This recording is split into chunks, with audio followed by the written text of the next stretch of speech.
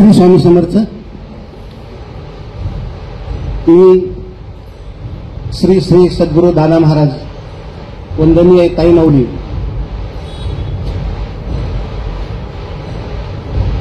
अण्णा महाराजांच्या समतुल्य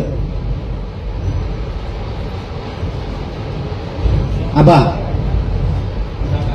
कोकणातून राण्याची वाडी येथून आलेले शेळके साहेब, भरत जाधव साहेब, भरत चव्हाण साहेब, भगत साहेब आणि इतर सर्व यांच्या सगळ्यांचं मी इथं स्वागत करतो. आपण टाळ्यांच्या गजरात त्यांचं अभिनंदन करूया, स्वागत करूया. आज गुरुवार अर्थात स्वामीवार, अर्थात आज संकष्टी चतुर्थी आहे. म्हणजेच आज गजानन महाराजांचा वार हा समजला जातो. आजच्या या दिवशी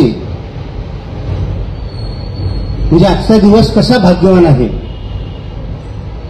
आणि आपल्यासाठी सगळ्यांच्यासाठी कसा भाग्यवान आहे, तर श्रावणातली संकष्टी चतुर्थी गुरुवार हा असं योग येत नाही. गुरुवार आणि संकष्टी चतुर्थी आणि तीही श्रावणातली, आणि त्याच ह्याच्यामध्ये आबांसारख्या थोर या ठिकाणी आले आहेत आम्हाला दर्शन द्यायला. म्हणून आपण सगळेजण खूप भाग्यवान आहोत. आजच्या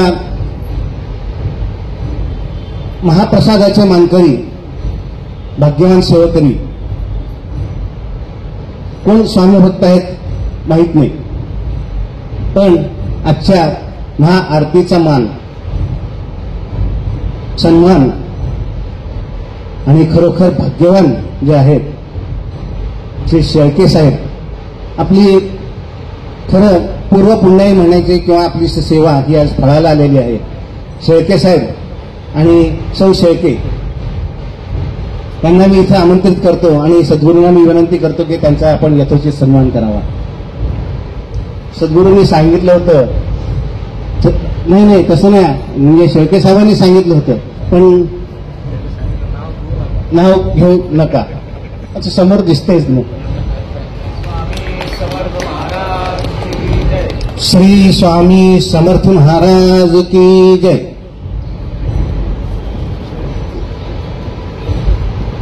कोकणातून जे जे आलेले आहेत त्यांचा यथोचित सन्मान करण्याची मी सद्गुरूंना विनंती करतो. एकेकांनी फक्त इथे व्यासपीठावर यावं मी अशी विनंती करतो. प्रथम भरत चव्हाण साहेब या.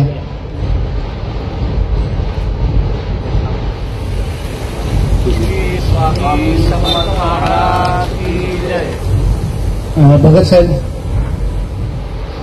स्वामी समर्थ महाराज की जय. स्वामी समर्थ महाराज की जय. उमाकांत. श्री स्वामी समर्थ महाराज की जय. आबा.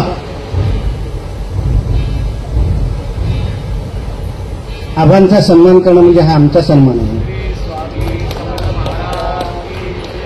श्री स्वामी समर्थ महाराज की जय. मी आबांना विनंती करतो की कृपया आपण थोडंसं मार्गदर्शन करावं. श्री स्वामी समर्थ. श्री स्वामी समर्थ. श्री स्वामी समर्थ महाराजांच्या चरणी त्रिवार वंदन. अण्णा महाराजांच्या चरणी त्रिवार वंदन. दादा महाराजांच्या चरणी त्रिवार वंदन. या ठिकाणी मी अनेकदा येतो. आज आमचे तळ्यामधले आणि राण्याच्या वाडीची जी मंडळी आहेत कोकणातली, ही सर्व मंडळी आज एक ठिकाणी येणार होती. 14 तारखेला आम्ही राण्याच्या वाडीमध्ये दादांचा कार्यक्रम आम्ही त्या ठिकाणी ठेवला होता. आमची एक प्रथा आहे, म्हणजे कोकणामध्ये आम्ही अण्णा असताना आम्ही अण्णांच्या दर्शनाचा श्रावण महिन्यामध्ये कार्यक्रम ठेवायचो.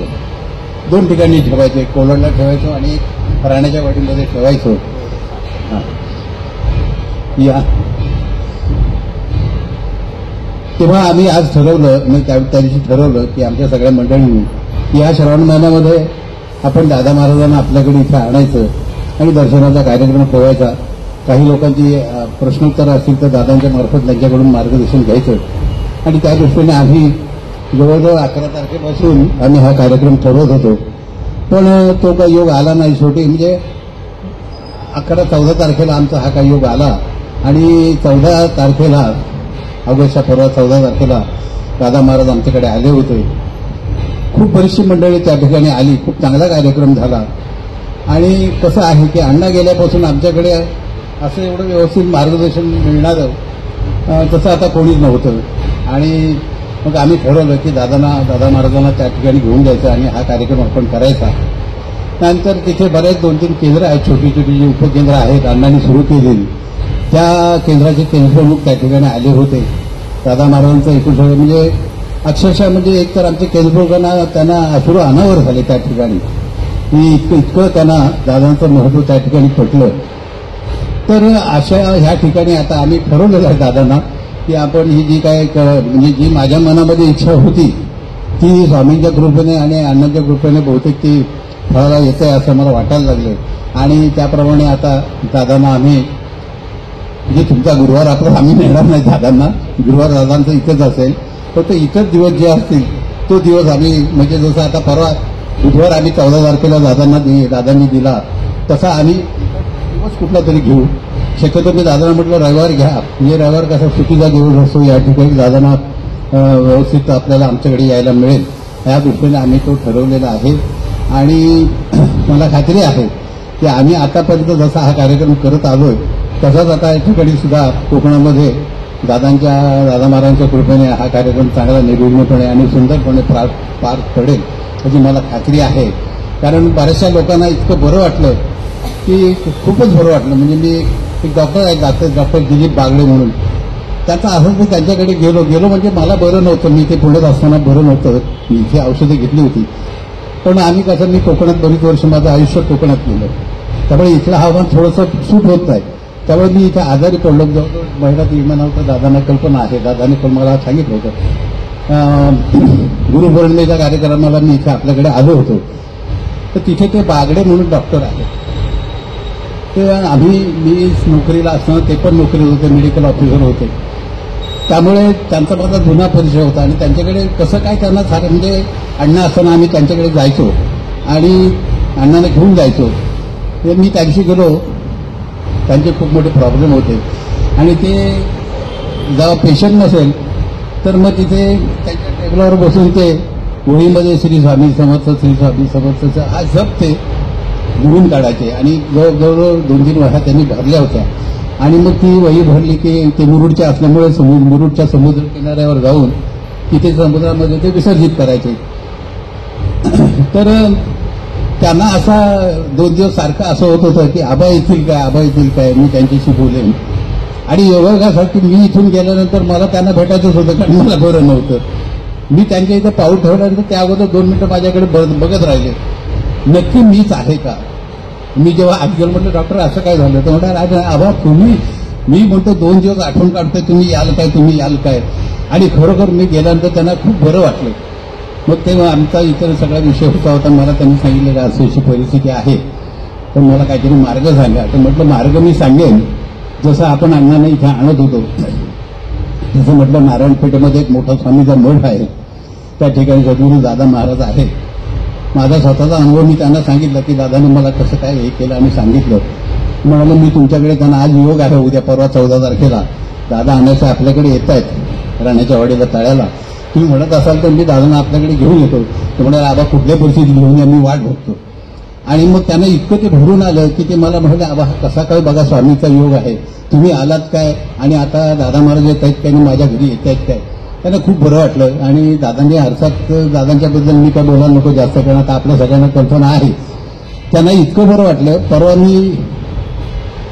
मंगळवारी मी रोह्याहून इकडे यायला निघालो पुण्याला. मंगळवारी सकाळची गाडी होती माझी. तर मी सोमवारी यांना भेटायला घेतलं. म्हटलं डॉक्टर मी आता निघतो उद्या. मग त्यांनी सांगितलं मला ठीक आहे, त्यांच्या काय मनातल्या शंका होत्या. म्हटलं ठीक आहे दादांशी मी बोलेन. आणि ते म्हणाले परत कधी येणं झालं तर दादांना माझ्या घरी नक्की आणा. ते म्हटलं आता ते सांगायचं काम मी करेन. आणि दादा येतील म्हटलं. तसं काही हे नाही आहे, तुम्ही नका म्हणावं द्या आणून. तर ही अशी वस्तुस्थिती आहे त्या ठिकाणी की लोकांना इतकं बरं वाटलं. काही मी आता म्हणजे इतर केंद्रातले लोक मला भेटले. योगाच असतो बाजारातून रस्त्याने चालताना, कारण मी कोलाडला गेलो तर जास्तीत जास्त 2-3 दिवस राहतो. त्याच्यापेक्षा राहत नाही. मग मी पुण्यात येतो किंवा माझ्या गाडी जातो मालवणला. पण यावेळेला मी जवळजवळ 8-10 दिवस मी कोलाडमध्ये होतो. बाजारपेठेतून फिरताना मला बरेच सेवेकरी भेटले. आबा म्हणजे किती वर्षांनी तुमचं दर्शन झालं, अण्णा गेल्यापासून तुम्ही आम्हाला दिसलात नाही. म्हटलं मध्ये कोरोनामुळे आपली सेवा खंडित झाली, मी कोलाड सोडून माझ्या गावी गेलो. तर त्यामुळे म्हटलं नाही. मग त्यांना दादा महाराजांच्या बद्दल मी थोडी कल्पना दिली सगळ्यांनी इतकं बरं वाटलं की म्हणाले पुढच्या वेळेला जेव्हा तुम्ही दादा महाराजांना घेऊन याल इथे, त्यावेळेला आमची दादा महाराजांची तुम्ही अवश्य भेट घालून द्या. म्हटलं तुमच्या नशेमध्ये योग असेल, दादांचं दर्शन होतं तर नक्की होईल. आणायला काय दादा ज्या वेळेला पुण्यामधून इकडे यायला निघतील तेव्हा आमचा संपर्क असतो. आम्ही एकमेकांना संपर्क करूनच कार्यक्रम ठरतो आणि येतो आम्ही. तर ही अशी सध्या आमची सेवा चालू आहे आणि त्याच्यामध्ये दादा महाराजांचा मोठा हातभार आहे. तर त्यांचं लक्ष आता कोकणामध्ये जास्त आहे. आमची ही राणेगावडीची मंडळी आहेत. आम्ही आता ठरवलं आहे की दादांच्या मार्गदर्शनाखाली, दादांच्या आधिपत्याखाली हेच केंद्र एक मोठं त्या ठिकाणी तयार करायचं. आणि त्याला जसं अण्णांचं अंबरनाथचं केंद्र होतं तसं आम्हाला हे राणेगावडीचं केंद्र प्रमुख केंद्र करायचं. आणि त्या ठिकाणी जेवढी त्या दादांच्या कृपाछत्राखाली केंद्र येतील ती सगळी त्याला संलग्न करून स्वामी सेवेचा आनंद जसा मी अण्णा असताना घेत होतो तसाच हा कार्यक्रम घेऊ. परंतु त्याच्यासाठी मला माझे जे माझ्यापेक्षा वयाने लहान आहेत त्यांना मी सांगतो की तुम्ही तयार व्हा.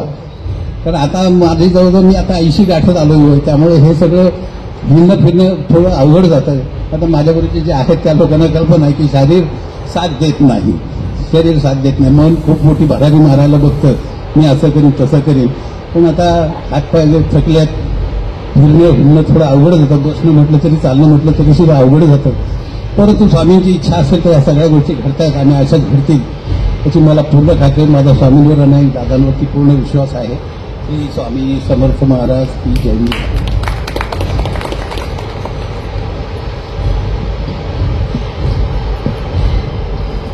श्री स्वामी समर्थ. आबा, आपण म्हणाला 80 वर्षाच्या आहेत आपण, काहीतरी थोडंसं चुकतंय असं मला वाटतं. आपल्याला काय वाटतंय? नाही ना?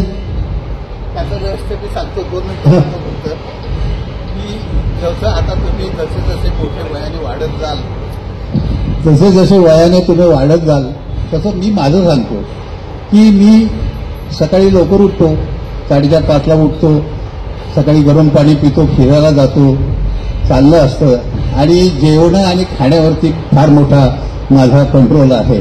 मी आता आधीमध्ये कुठेही काही खात नाही. किंवा तुमचं जसं वय वाढेल तेव्हा तुम्ही, कारण ही जी आपली पचन संस्था आहे ही आपली थोडी काम करायला मग कमी होते. म्हणून मी मुबलक म्हणजे प्रमाणात मला सोचेल एवढंच खातो.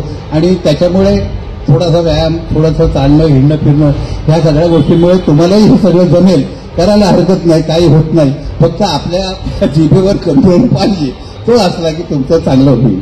तर त्यामुळे मला असं वाटतं की माझं वय आहे हे मी माझ्या जास्तीत जास्त श्रेय माझ्या पत्नीला देतो. कारण ती मला वावगं बिगू कधी मध्ये काही खाऊ देत नाही आणि मी खात नाही.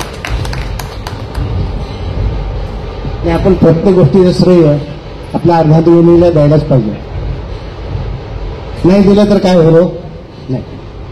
आमच्या जोशीकरांच्याकडे बघा, वर्ष ते सांगतात 70 वर्षाचे आहेत, आम्हाला वाटतं ते 50 वर्षाचे आहेत आणि काम करत असताना वाटतं ते 20 वर्षाचे असावेत. जोशी काका त्यांच्याकडे बघा, त्यांच्यासाठी तरी टाळं व्हायलाच पाहिजे.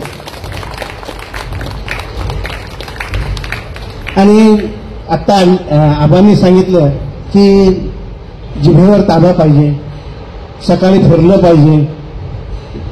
तर आहे का? बहुतेक तसं होत असावं का? सकाळी फिरता का? बाबा आहेत फिरणं कमी म्हणजे काय हरकत नाही. श्री स्वामी समर्थ. स्वामींचा आशीर्वाद असला, जिभेवर ताबा असो वा नसो, फिरायला जावं अथवा न जावं, फक्त स्वामींचा असा आशीर्वाद, सद्गुरूंची कृपा पाहिजे, सगळ्या गोष्टी सहज साध्य होतात. श्री स्वामी समर्थ. मी आता श्री सद्गुरू दादा महाराजांना विनंती करतो, आता पुढील सर्व कार्यक्रम सद्गुरूंचे असते. श्री स्वामी समर्थ.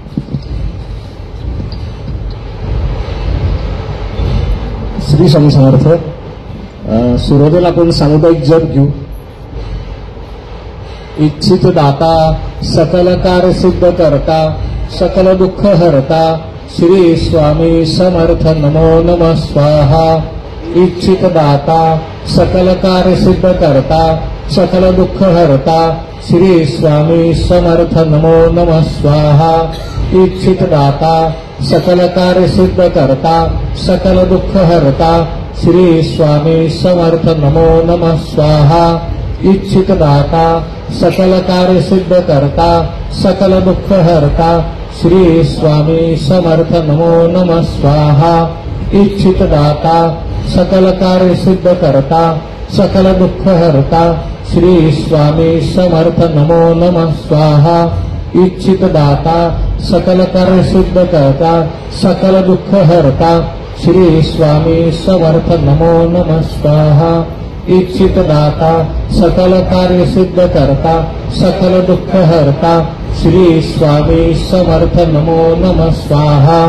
इच्छित दाता सकल कार्य सिद्ध करता सकल दुःख हरता श्री स्वामी समर्थ नमो नमः स्वाहा. इच्छित दाता सकल कार्य सिद्ध करता सकल दुःख हरता श्री स्वामी समर्थ नमो नमः स्वाहा. इच्छित दाता सकल कार्य सिद्ध करता सकल दुःख हरता श्री स्वामी समर्थ नमो नमः स्वाहा. इच्छित दाता सकल कार्य सिद्ध करता सकल दुःख हरता श्री स्वामी समर्थ नमो नमः स्वाहा.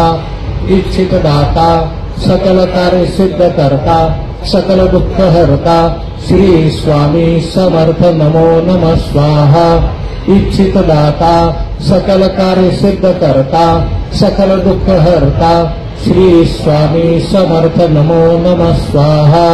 इच्छित दाता सकल कार्य सिद्ध करता सकल दुःख हरता श्री स्वामी समर्थ नमो नमः स्वाहा. इच्छित दाता सकल कार्य सिद्ध करता सकल दुःख हरता श्री स्वामी समर्थ नमो नमः स्वाहा. श्री स्वामी समर्थ.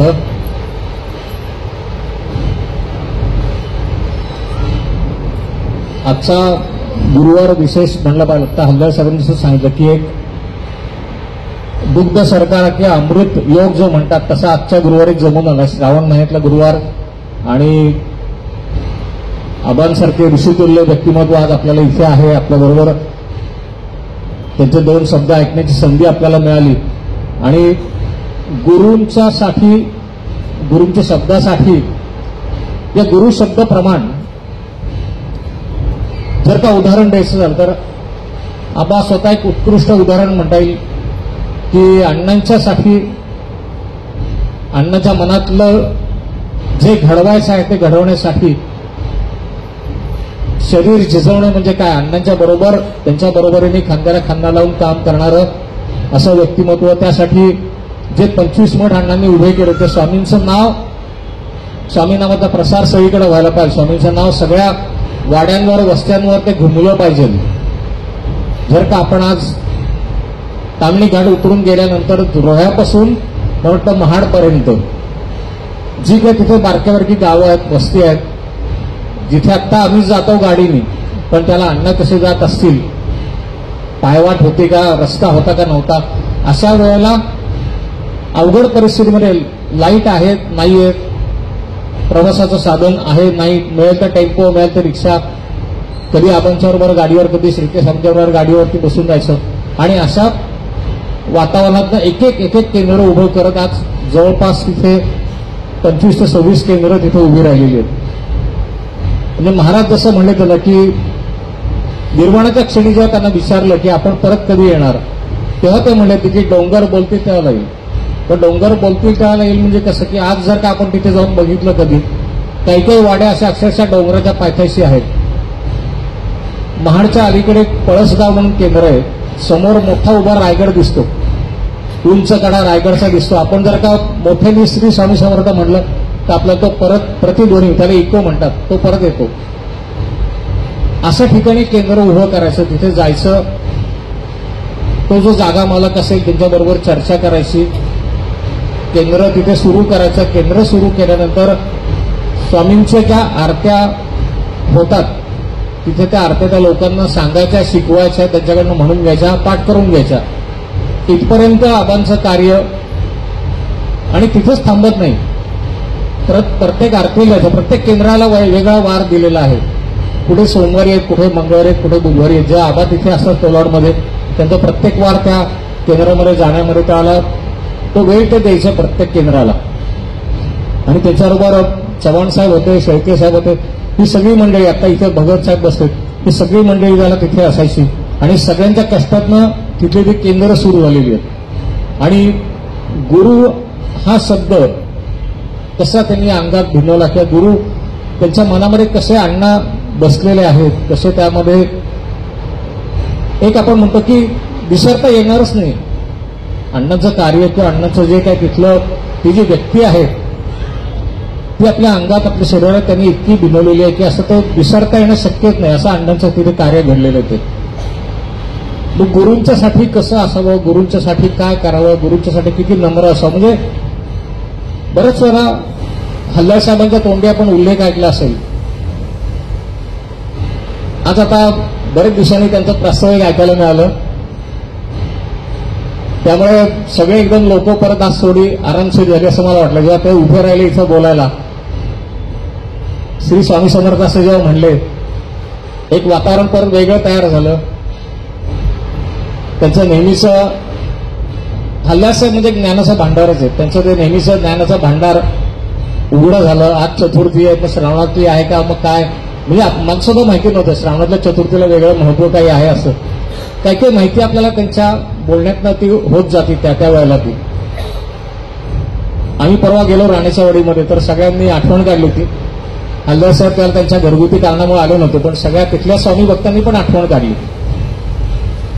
एक आपल्या बुद्धी कौशल्यांनी समोरच्यावरती कशी छाप पाडायची, आपलं बोलणं कसं असावं. एक परत एकदा की एक उदाहरण म्हणून आपण हल्लाळ साहेबांच्याकडे जर का बघितलं की त्यांची बोलीभाषा, त्यांचं वक्तृत्व, एक अफाट ज्ञान आहे. ते ज्ञान आपल्याला आपल्या सगळ्यांना समजावं, आपल्या सगळ्यांना सांगावं अशी त्यांची इच्छा. तर आज बरेच दिवसांनी आपल्या सगळ्यांना ऐकायला मिळालं. ते नेहमी म्हणतात की गुरु आज्ञा, गुरु शब्द ही गुरु आज्ञाच असते किंवा गुरु आज्ञा प्रमाण आणि त्याला प्रणाम. गुरूंच्या बाबत त्यांच्या मनामध्ये जी काय कल्पना आहे तीच आपल्या सगळ्यांच्या मनामध्ये असते. आणि आज जेव्हा हे राण्याच्या वाडीतले सगळे आपल्याकडे स्वामी भक्त येणार असं म्हणले, तर परत काहीतरी वेगळं करून दाखवायचं असं एक मनामध्ये कल्पना आली. परत काहीतरी आपण वेगळं लिहावं, वेगळं बोलावं. पण मग वेगळं बोलायचं तर कशा, कुठला विषय घेणार, महाराजांचं तर आहेच आहे. परत गुरु हा विषय घेऊ म्हणला आपण. परत एका गीताचं लेखन झालं. परत तीच चाल जी मागच्या गुरुवारी मी म्हणली त्याच चालीवर फक्त गीत नवीन.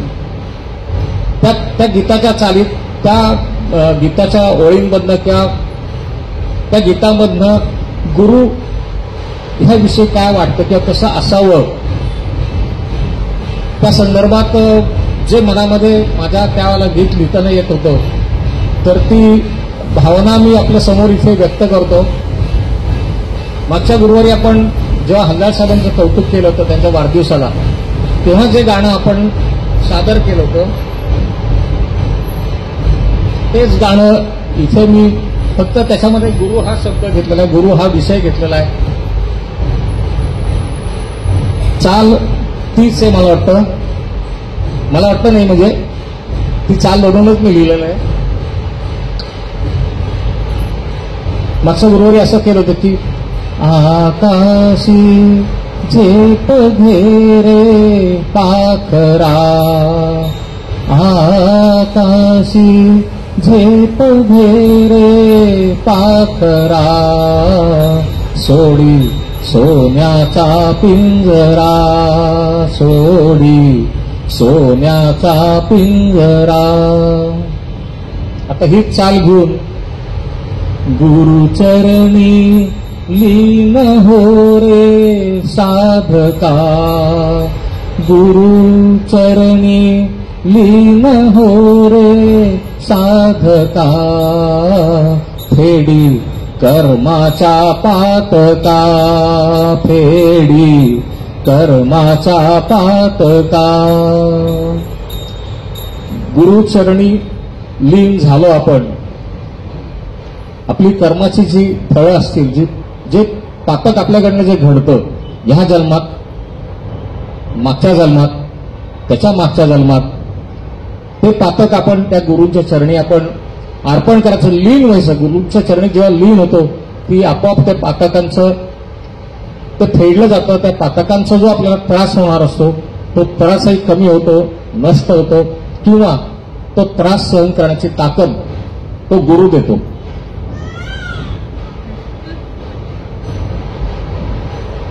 महाराज एकदा हरिद्वारला गेले होते, गंगेमध्ये बसले, ते काठावर पाय सोडून बसलेले होते आणि बरीच गर्दी होती. त्या गर्दीमध्ये 2 महारोगी असे मनुष्य सगळं अंग झाकून असे लपत छपत कुठेतरी एका कोपऱ्यामध्ये आपले बसलेले होते. थोड्या वेळ उठायचे, कुठेतरी भिक्षा मागायचे, परत तिथे कोपऱ्यात जाऊन बसायचे. महाराज पाण्यात पाय सोडून असे पाय हलवत बसले होते आणि एकदम त्यांनी बघितलं, महाराजचं लक्ष गेलं त्या दोघांच्यावर, की त्या दोघांना नाव घेऊन त्यांनी बोलवलं. नाव घेतल्याबरोबर ते दोघं चपापले, एकदम अंग सगळं झाकलेलं होतं, सगळं अंगावर ते महारोगाचं सगळं कोळं वगैरे उठलेलं होतं. तसं कसं ते पुढे आले तिथे. महाराज बसून राहिले होते तिथे. ते दोघं जवळ आल्यानंतर आजूबाजूची गर्दी जरा बघायला लागली की ह्यांचं काय संवाद होतोय. स्वामी तिथे उभे राहिले उठून, उंचे पुरे गोरे पान, एकदम तेजस्वी शरीर सगळं. आणि ते महारोगी जे होते त्यांना आश्चर्य वाटलं की ह्यांनी आपल्याला नाव घेऊन बोलवलंय.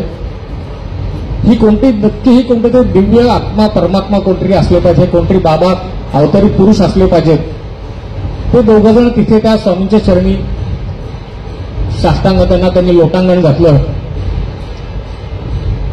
महाराजांनी काय केलं, त्या काठावरनं जिथे त्या बसलेले होते त्या ओट्यावरनं असं वाकून गंगेचं पाणी उचललं आणि त्या दोघांच्या अंगावर शिंपडलं.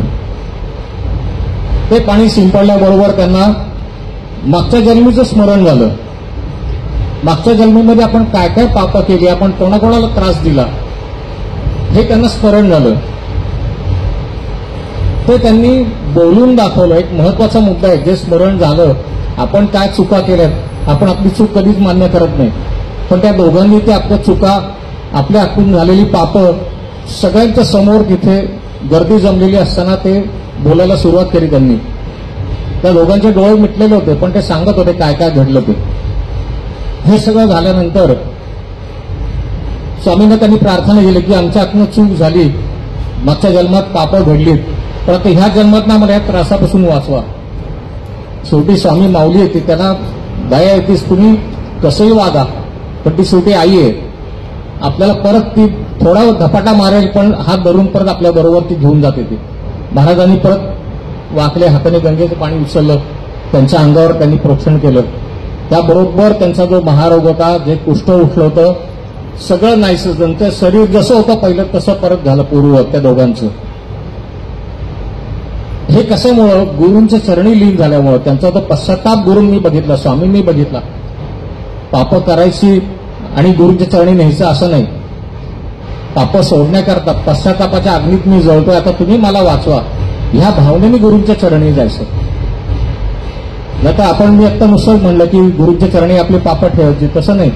ती पापं सोडायची असतील, मनाने जर का आपल्याला निर्मळ व्हायचं असेल तर त्यांच्या चरणी जायचं, मग ते तिथं अर्पण करायचं सगळं. मग तो समर्थ आहे सगळं बघायला.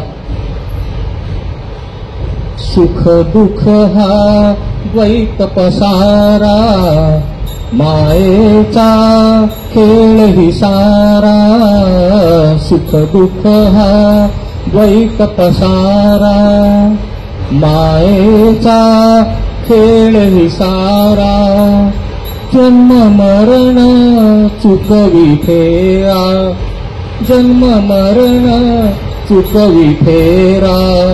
गुरु चरण धरी रे त्वरी सेवका, फेडी कर्माचा पातका, फेडी कर्माचा पातका. हा जो फेरा आहे ना, जन्म मरणाचा फेरा, हा चालूच असतो. मागच्या जन्मी आपण कोण होतो, त्याच्या मागच्या जन्मी कोण होतो, या जन्मामध्ये आपण मानवी आहोत, पुढच्या जन्मात कोण आहे काहीच माहिती नसतं आपल्याला. महाराज भारत भ्रमंती करत असताना एकदा जंगलामध्ये, गावामध्ये ते कमी राहायचे, डोंगर दऱ्या जंगल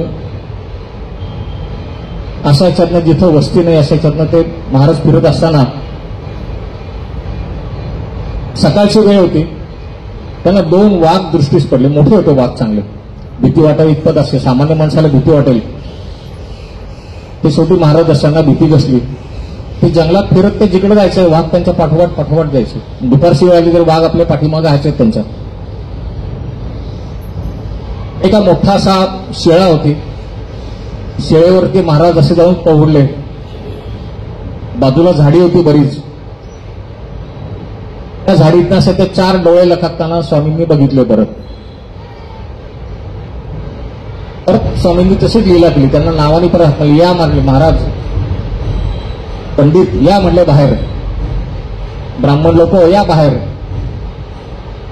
ते वाघ अक्षरशः म्हणजे एखादा पाळीव कुत्र कसा असं ना तसे ते वाघ बाहेर आले. स्वामींच्या पुढे त्यांनी डोकं टेकवलं आणि क्षणार्धामध्ये आपण जसं बोलतो तसं बोलायला सुरुवात केली. हे परमात्मा, आता आम्हाला तुम्ही कधी मुक्त करणार, आम्हाला कधी तुम्ही मुक्ती देणार आहे, या फेऱ्यातनं हा जन्म मरणाचा फेरा आमचा कधी तुम्ही सुटवणार म्हणले. ते म्हणले तुमचं पातकच असं आहे म्हणले, तुम्हाला या जन्मात काय यायला लागलं तुम्हाला माहिती का? सांगतो तुम्हाला. स्वामींनी सांगायला सुरुवात केली. मागच्या जन्मामध्ये ते दोघं ब्राह्मण विद्वत्तेमध्ये अतिशय हुशार आणि शास्त्र स्पर्धा, प्रत्येक गावात जाऊन तिथल्या विद्वान पंडितांना ते सांगायचे तुम्ही आमच्याशी चर्चा करा, आम्हाला तुम्ही जिंकून दाखवा. इतके हुशार होते की कुठल्याही गावातला पंडित त्यांच्या समोर टिकू शकला नाही. आणि ते करत करत तुळशीला आले. गुरुचरित्रामधला जो एक प्रसंग घडलेला आहे तिथे त्रिविक्रम भारती जे गुरु नरसिंह सरस्वतींचे एक आवडते शिष्य होते, त्यांच्याकडे ते 2 ब्राह्मण गेले. त्यांना सांगितलं की आमच्याशी स्पर्धा करा, आम्हाला वादविवाद करा, आम्हाला तुम्ही जिंकून दाखवा. तर त्रिविक्रम भारती जोपर्यंत गुरुचरणी नम्र झालेले, लीन झालेले, त्यांचा अहंकार गळायला आला. ते म्हणले माझा गुरु गाणगापूरमध्ये बसले, आपण तिथे जाऊ म्हणले. ते दोघं जे ब्राह्मण होते विद्वत, त्यांनी त्यांच्या अहंकाराने इतकं ते मदमस्त झालेले होते. ते दोघं पालखीत आणि त्रिविक्रम भारती चालत गाणगापूरला गेले. श्री गुरूंच्या समोर वादविवाद स्पर्धा केली. श्री गुरूंनी त्या दोघांची जो अहंकार होता तो उतरवला, त्यांची मस्ती उतरवली. पण हा अपराध घडला होता की त्रिविक्रम भारती स्वामींनी सांगितलं होतं माझा आवडीचा शिष्य तुम्ही त्यांना पायी लागलं आणि तुम्ही म्हणे पालखीत बसला होता, त्याची शिक्षा तुम्हाला मिळते. ती कुठल्या जन्माचं कोण कुठे होईल त्या वाघांना त्यांनी तिथे सांगितलं. पण शेवटी त्यांनी सांगितलं की तुम्हाला अमुक अमुक जन्मामध्ये तुम्हाला मुक्ती मिळणार आहे, स्वामींनी सांगितलं त्यांना. म्हणजे प्राणी असो मानव असो महाराज सगळ्यांना सारखाच न्याय द्यायचे ते. गुरुचरण मोक्ष मार्गा, गुरुचरण समविचित्ता, गुरुचरण मोक्ष मार्गा, गुरुचरण समविचित्ता, गुरुचरण संकट हरता, गुरुचरण धुळी मागरे याचता, फेडी कर्माचा पातका, फेडी कर्माचा पातका. गुरुचरणी आल्यानंतर मोक्ष मिळतोच, 100% मिळतो. गुरुकृपा झाल्यानंतर काय होतं, माहूरच्या आसपास त्यावेळेला महाराजांचं वास्तव्य होतं.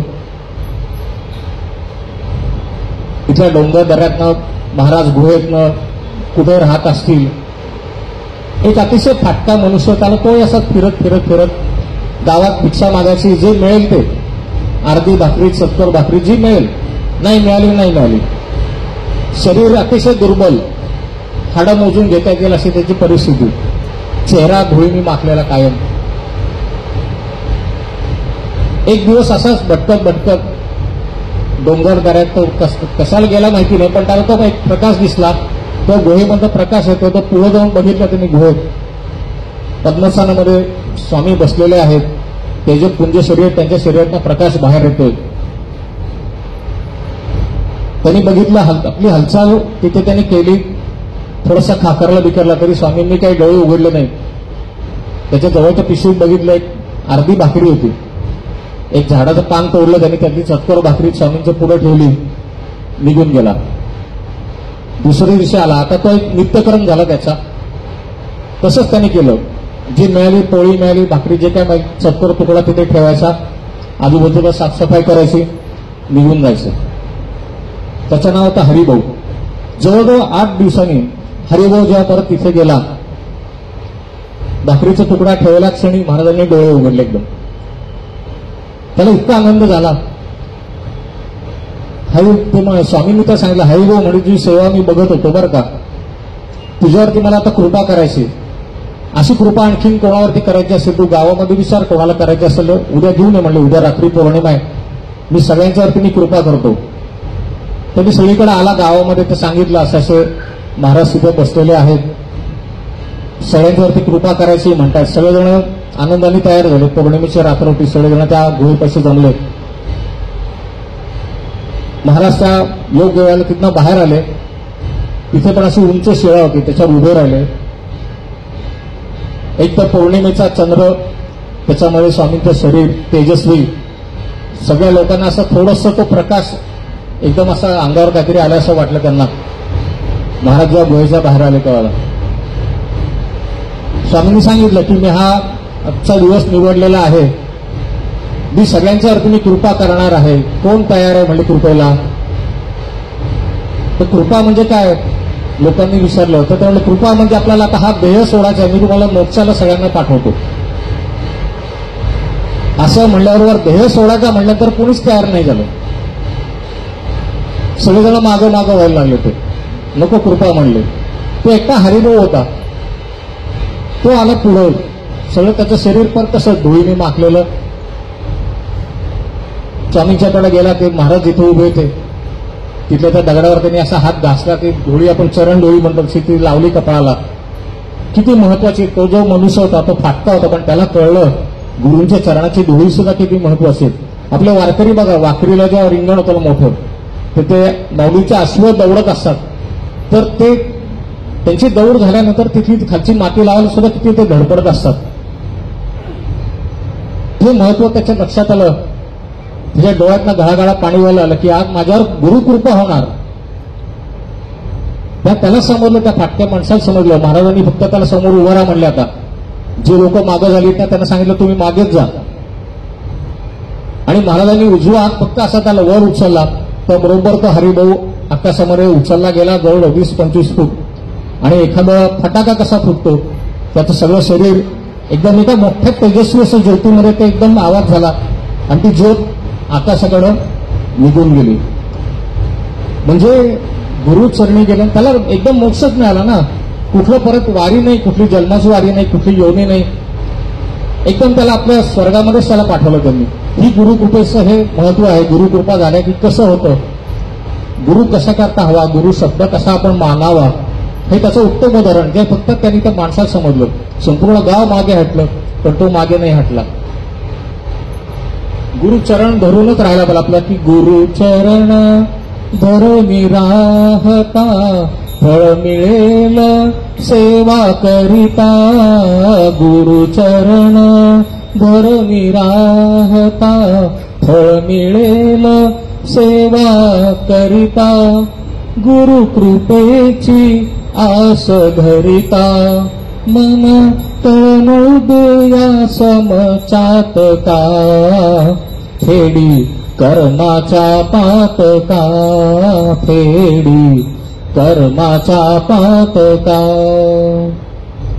गुरुची आस लागली पाहिजे, गुरूंचा ध्यास लागला पाहिजे, गुरु मिळाला पाहिजे आपल्याला, ही मनामध्ये तळमळ लागली पाहिजे. ती अण्णांचा एक नेहमीच त्यांचा एक बोधवाक्य की सबसे बडा गुरु से बडा उसका ध्यास. तो ध्यास लागायला पाहिजे. तो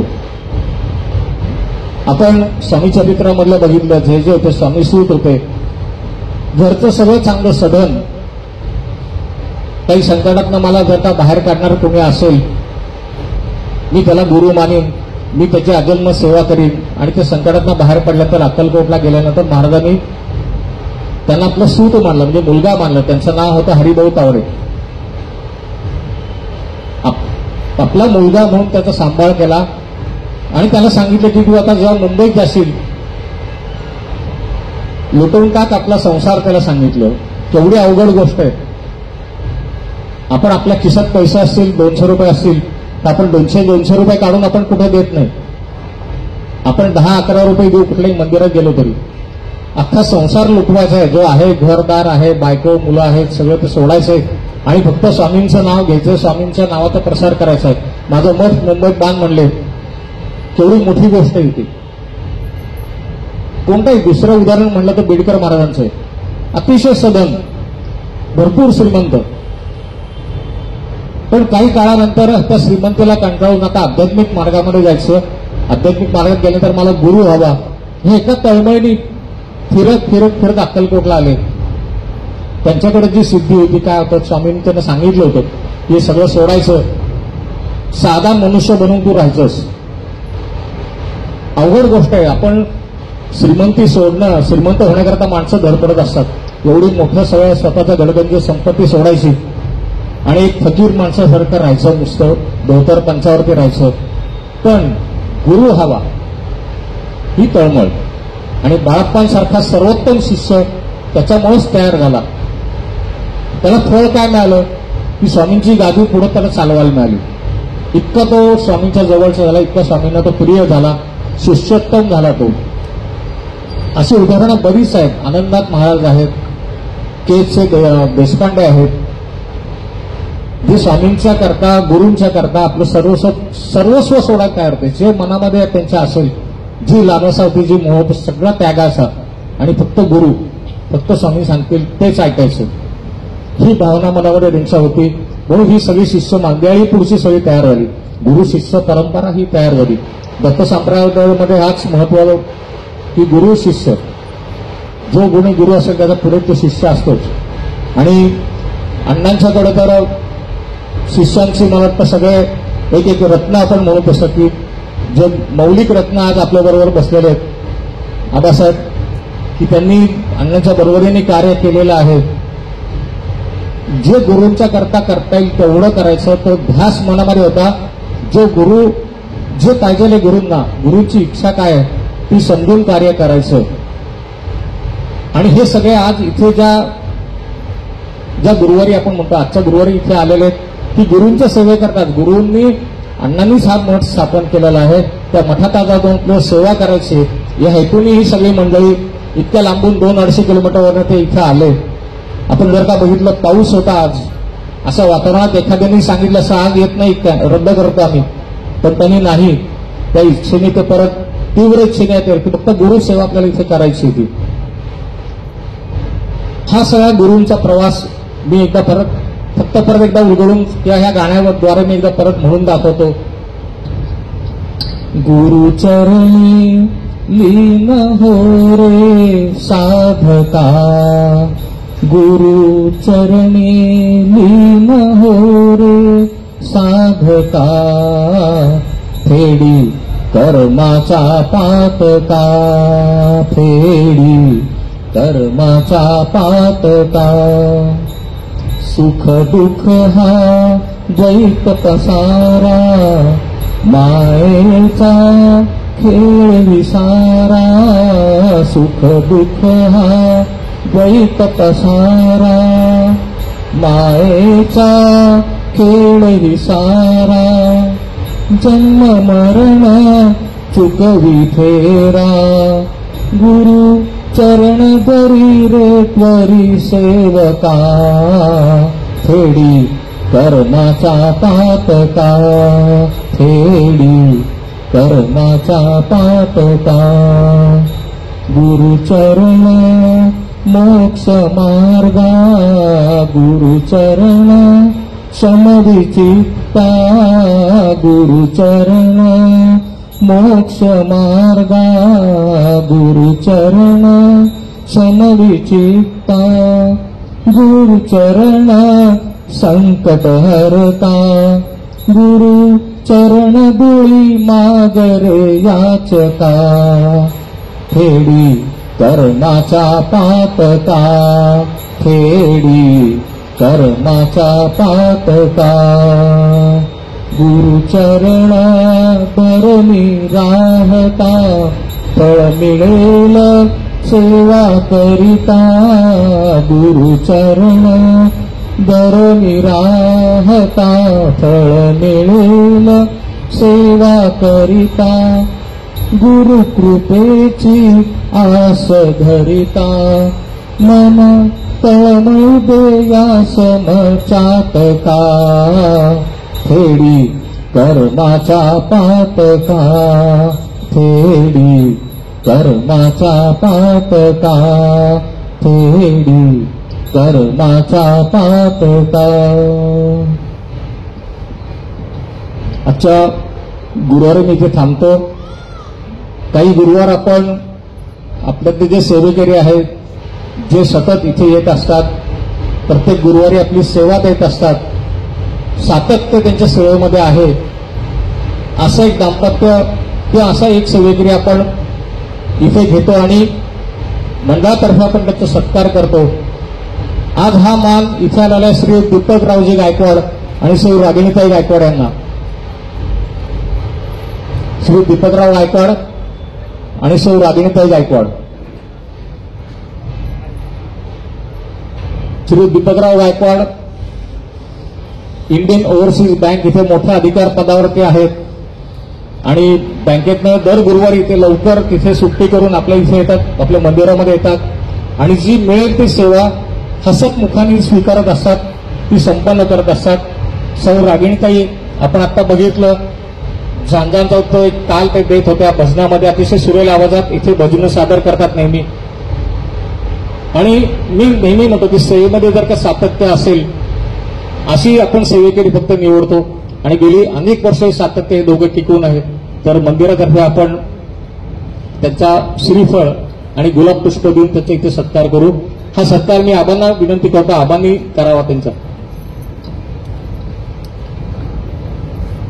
श्री स्वामी समर्थ महाराज की जय.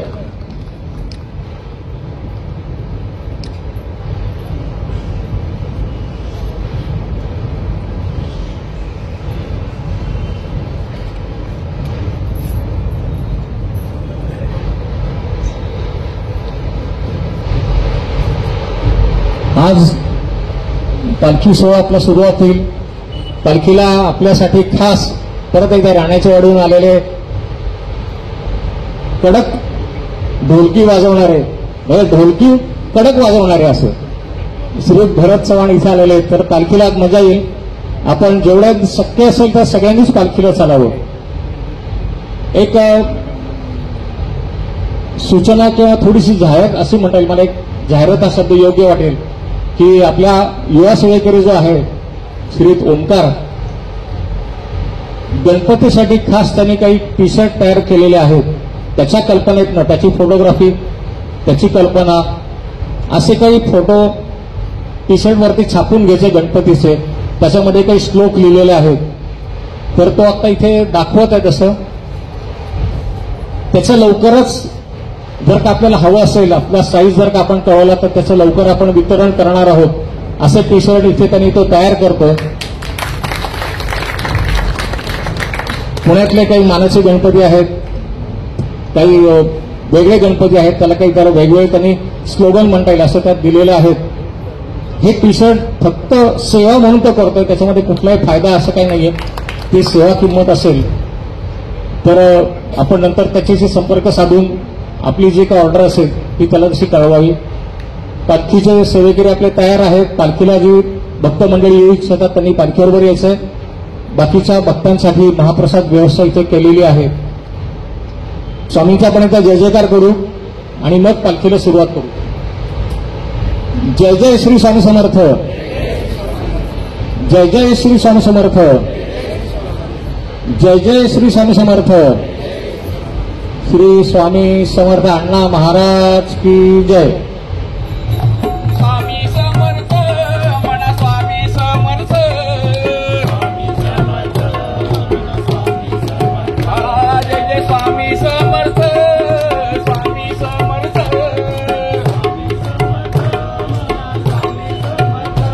जय जय स्वामी समर्थ जय जय स्वामी समर्थ जय जय स्वामी समर्थ स्वामी समर्थ जय जय